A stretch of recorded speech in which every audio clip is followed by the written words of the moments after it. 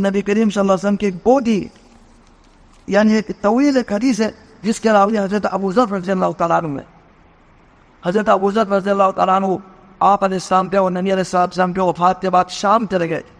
وہاں شام میں مسجد نبوی میں ایک دفعہ بیٹھے ہوئے تھے. مدینہ سے ایک آدمی حضرت ابو ذر کے پاس جاتے ہیں ایک حدیث سننے کے لیے.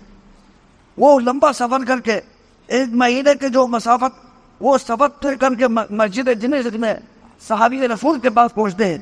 اور آ کے دعا سلام کے بعد کہتے ہیں یہ صحابی رسول میں آپ کے پاس ایک حدیث کی وجہ سے میں آیا ہوں.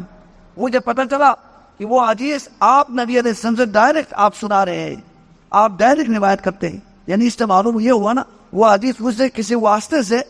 اور کے واسطے سے حدیث پہنچی ہوئی تھی, لیکن وہ اپنے سند کو اعلیٰ کرنے کے لیے ڈائریکٹ صحابی رسول سے سننا چاہتے تھے. وہاں پہنچے ایک حدیث کی وجہ سے وہ سفر کر کے جا رہی. تو انہوں نے کہا کہ مجھے یہ معلوم ہوا ہے کہ آپ ایک حدیث سنا رہے ہیں اور وہ حدیث آپ کے علاوہ کوئی نہیں سنا رہے ہیں, آپ جو ہے ڈائریکٹ اللہ کے نبی سے بیان کرتے ہیں, اسی حدیث کی وجہ سے میں آیا.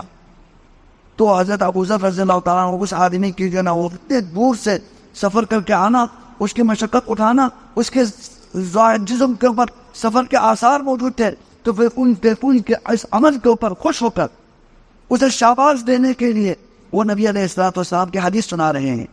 اگر آپ اس حدیث کی وجہ سے ایک علم دین سیکھنے کے لیے ایک حدیث کے لیے آپ اتنے دور سے سفر کر کے مشقت اٹھا کر میرے پاس اگر آئے ہیں تو میں آپ کو یعنی گویا کہ وہ یہ بتا رہے ہیں کہ میں آپ کو نبی علیہ السلام کے زبانی